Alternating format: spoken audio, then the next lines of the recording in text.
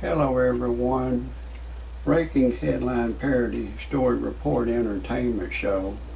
William Walter Ashner III was wanted for 36 years from escaping from a prison in California, and he's been captured, and he was on the run for 36 years. He robbed a liquor store in 65, and him and two other accomplices beat the bartender, shot the bartender, and tried to get him to open the safe, and he wouldn't do it, so they beat him to death. And William Walter Ashner ran for a year. He went to Chicago. Okay, this is a real entertaining story. I'm going to finish it up. I've got to tell you my disclaimer before I go much further. Everything in my parody entertainment show is a parody. Don't take anything I say seriously. Don't take anything I say personally. Don't try anything I say at home. If you do, check with your attorney first, and then still don't do it. I am a professional. No amateur should ever try anything I say. If you disagree with my disclaimer, get your happy ass off my channel immediately. Now this William Walter Ashner's mother was on her deathbed, and she knew where William was. She called him Bill. And I think William is a name that some people use. Bill as a short for William, but she was on her deathbed, and she contacted some of her relatives and told them to call Bill, that's her son, and tell him that she's on her deathbed and she wanted to talk to him. And some of the relatives contacted the FBI, and they had traced him and caught up with him. He'd been married and he had some children. He had changed his name. He changed his name from William Walter Ashner III to Gary Donald Webb. He'd been going under the name Gary Donald Webb, and he had been married, and he worked for a trucking company. And he was well liked in the community. They loved him. They said he would do anything to help them, and they just couldn't believe it. But he had got sent to the penitentiary, and he had escaped in 1975 and stayed on the run. And it was remarkable that he was able to stay on the run for all these years.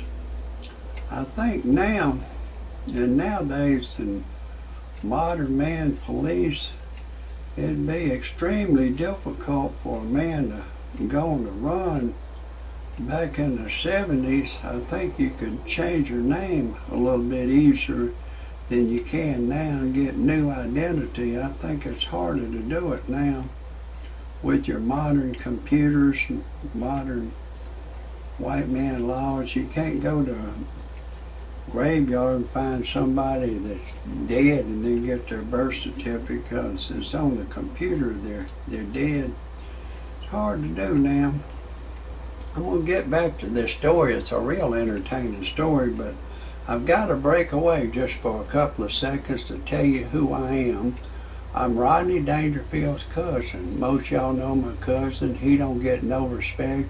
Of course, he's deceased now. Seemed like after he died, the monkey jumped on my back. No matter where I go, I don't get no respect. I took my wife to a dude ranch, and she left me for a black dude. My wife turned gay on me. And one day my wife and I was fixing to make love, and she was on the bed naked, her legs in a figure-4 position.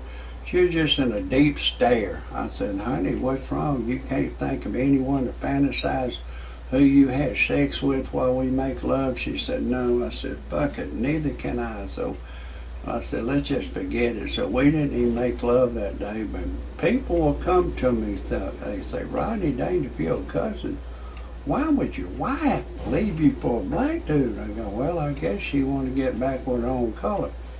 But I started having a lot of trouble out of her. Seemed like everything I said, like if I say sweetie, honey, dear, baby, she'd say, oh, you disrespecting me, you racist, you prejudiced. I said, what the hell, are you nuts? She goes, no, you disrespecting, you racist, you disrespecting. I said, for calling you sweetie, honey, dear, baby? She said, yeah, you talking down to me. Yeah, you talking down, you disrespecting. She didn't want me to say you're president. She didn't want me to say y'all, us, them, dude, buddy, watermelon, cantaloupe, milk, magnesia, etc. And almost anything I'd say, she'd say, she didn't want me to say what kind of chicken y'all like. You like the breast, or you like the wing, or the thigh? What kind of chicken y'all like? She didn't want me to say y'all. She didn't want me to say chicken. She'd always say you disrespect. She tried to bully me. She was a bully. And she's not the only black person that's ever tried to bully me. They seem like they all try to bully me. They're black people. My wife, she will call her bosom buddies, the racial slur that they call each other. I will say the word nickel, but she will go, my nickel, my nickel, my nickel, my nickel, my nickel, my nickel. She'll go to sleep saying, my nickel, my nickel, my nickel, my nickel, my nickel, my nickel. She'll say, what's up, fool? Man, if you white, you better not say what's up, fool, to a nickel.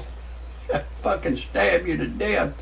And don't call them a nickel, they'll stab you to death, but they'll call each other a nickel, dog, shit, shitbag, shithead, shit-faced, punk bitch, nappy-headed fool, nappy-headed. They'll call each other all kind of ugly racial slurs, but as soon as a white person says anything like that, plus they've done stepped overboard about 300 notches, that there's a lot of other words you don't even know what you can't say we. Your President Barack Obama said, yes, we can. Yes, we can. If a white man would have said that, blacks would have said, well, you're racist, you're racist, you're racist, you're disrespecting, you're disrespecting, you're disrespecting. I just couldn't put up with that nickel shit anymore. I said, look, I didn't know the black man's game when we first got. I found it out the hard way, but it's enough of this nickel shit. I can't take this nickel shit anymore. You need to get your happy ass back to the projects where you come from. But I went on and divorced her. I couldn't put up with that nickel shit anymore. But I went on the internet to freepornphonesex.com. It's a recording of a girl. She'll say, hey, lover boy, I'm having a party in my mouth. Would you like to come? And she'll say, if we was alone together, I'll give you permission to do anything you want to do to me over the telephone. I'll let you go in the front door, back door, side door. I'll do anything. It doesn't matter. I'll do anything. I love it all. I go, well, that got my ding-a-ling excited, so I called the live service, and they said my voice is too ugly for them to talk to over the telephone. So then I needed to generate some money, and I went on another website called freebuyselltradeanything.com, and on that website you can put anything you have for sale that's legal on there. You put it on there one time, and it'll just keep reposting on the Mars calendar indefinitely until you sell it.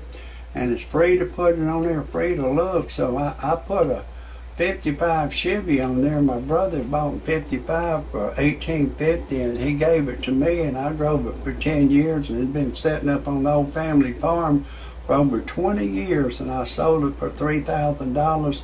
And then I put an ad on there. They got a personal section in freebuyselltradeanything.com. I put an ad on there. I was looking for a young girl to go to church and pray with me, and a young 21-year-old Caucasian girl answered the ad. I've got her pregnant now. She wants to have my baby. Everything's going real good. I'll never marry another black girl again as long as I live. I don't care what happens. I'll never marry one. But if anybody has any criticisms or comments about my show, type it in underneath. God bless everybody.